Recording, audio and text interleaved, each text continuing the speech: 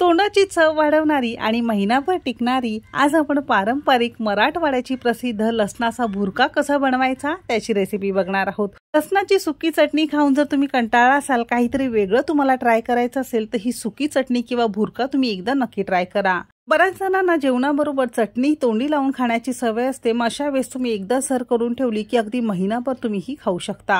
घरामध्ये भाजीला काही नाही तर चपाती भाकरी पुरी बरोबर किंवा थालीपीठाबरोबर सुद्धा तुम्ही ही तोंडी लावून खाऊ शकता। वरण भात झाला, डाळ भात झाला, त्याच्याबरोबर सुद्धा तोंडी लावून खाण्यासाठी अगदी बेस्ट आहे।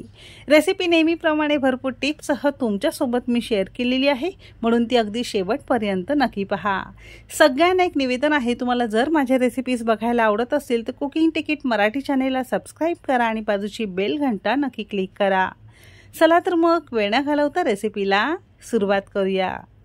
तर इथे साधारणतः 15 ते 20 दिवस स्टोर करून ठेवण्यासाठी थोडीशी मी इथे चटणी बनवून तुम्हाला दाखवणार आहे। अशी ही चटणी तुम्ही एकदा जर बनवून ठेवली की अगदी फ्रीज शिवाय 15 दिवस व्यवस्थित राहते आणि फ्रीज मध्ये महिना ते दीड महिना अगदी व्यवस्थित राहते। अगदी घरगुती आणि कमी साहित्यात झटपट चटणी तुम्ही तयार करू शकता। आता ही चटणी बनवण्यासाठी सगळ्यात पहिल्यांदा गॅसवर एक लोखंडी कढई आपण गरम करत ठेवलेली आहे। गावाकडे जर तुम्ही ही चटणी करायला असाल तर भाकरी केलेल्या तव्यावरच गरम असतानाच ही चटणी केली जाते, म्हणजे वेगळं त्यासाठी गरम करावं लागत नाही। आता तुमच्याकडे जर खोलगट लोखंडी तवा असेल भाकरीचा, त्यावर तुम्ही करू शकता, नसेल तर लोखंडी तव्यावर किंवा अशा या कढईवर तुम्ही करू शकता, नसेल तर कोणत्याही घरातल्या साध्या तव्यावर किंवा कढईमध्ये तुम्ही करू शकता।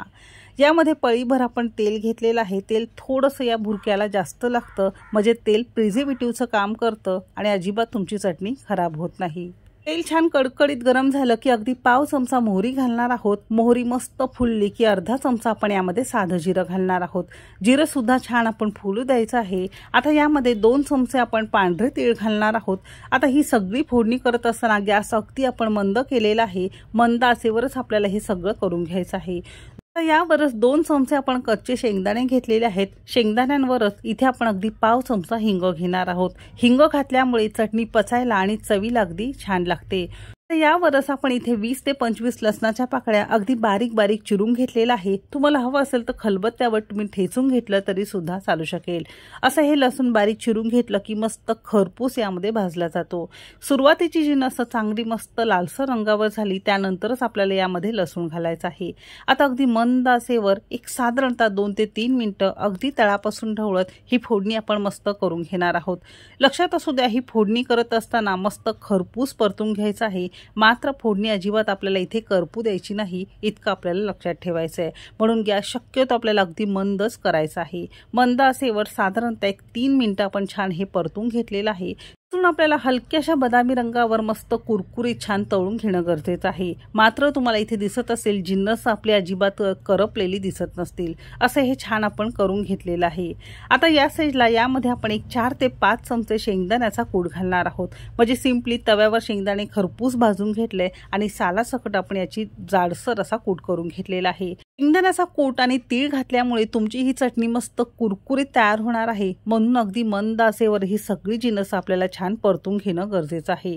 तर एक 5 चमचे आपण इथे दाण्यांचा कूट घातलेला आहे। संपूर्ण चटणी होईपर्यंत गॅस आपल्याला अगदी मंदच ठेवायचा आहे, इतकं लक्षात ठेवायचं आहे, कारण घातलेली सगळी जिन्नस अगदी नाजूक साजूक असल्यामुळे पटकन रंग बदलतो किंवा हा करपतो। म्हणून मंद आचेवरच संपूर्ण चटणी आपण करून घेतलेली आहे। तर दाण्यांचा कूट सुद्धा साधारणतः मिनिटभर आपण छान परतून घेतलेला आहे।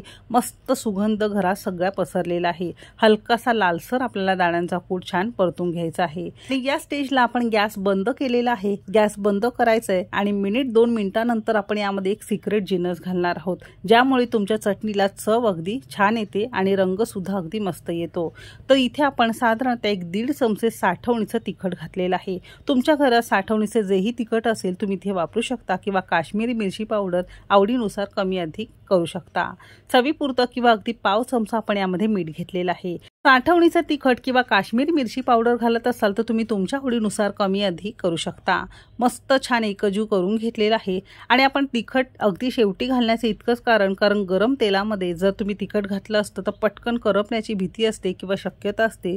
त्यामुळे गॅस बंद करायचा आहे आणि 1-1.5 मिनिटांनंतर आपल्याला थोडंसं हे सोमोनी किंवा थोडं कोमट झाल्यानंतरच आपल्याला तिखट घालायचं आहे। तर अशी ही तुमची चटणी किंवा हा लसणाचा भुर्का तयार झालेला आहे। संपूर्ण थंड करून घ्यायचा आहे। एखाद्या हवा हवाबंद डब्यामध्ये तुम्ही हे बाहेर ठेवू शकता. 15 दिवस अगदी व्यवस्थित राहतं. जर तुम्हाला जास्त दिवसासाठी स्टोअर करून ठेवायचं असेल तर फ्रीजमध्ये ठेवायचं, म्हणजे महिना दीड महिना अजिबात ही चटणी खराब होत नाही. तर मगाशी सांगितल्याप्रमाणे लसणाची 30 चटणी जर तुम्ही खाऊन कंटाळला असाल तर थोडंसं वेगळं काहीतरी तुम्हाला ट्राय करायचं असेल तर हा लसणाचा भुर्का तुम्ही नक्की ट्राय करा. जेवणाबरोबर खाऊ शकता, नुसतं थालीपीठाबरोबर, तिखट पुऱ्यांबरोबर तुम्ही ही चटणी खाऊ शकता. मुलांना सकाळच्या डब्यासाठी भाजी करायची राहून गेली तर ही चटणी जरी चपातीबरोबर मुलांना दिली तरी मुलं आवडीने खातील. थालीपीठाबरोबर देऊ शकता तुम्ही, डोसा किंवा आंबोळ्या वगैरे करता, घावण करता त्याबरोबर सुद्धा तुम्ही हे देऊ शकता. आजची ही रेसिपी तुम्हाला कशी वाटली कमेंट करायला अजिबात विसरू नका. जर आवडली असेल तर एक लाईक नक्की करा. चॅनेलवर नवीन असाल सबस्क्राईब करा. तुम्हाला आपल्या रेसिपीज कशा वाटतायत ते सुद्धा नक्की सांगा. रेसिपी कोणत्या शहरातून बघताय ते सुद्धा नक्की सांगा. चला तर मग भेटू एक मस्त आणि जबरदस्त रेसिपी सोबत. तोपर्यंत मस्त खा आणि स्वस्त रहा.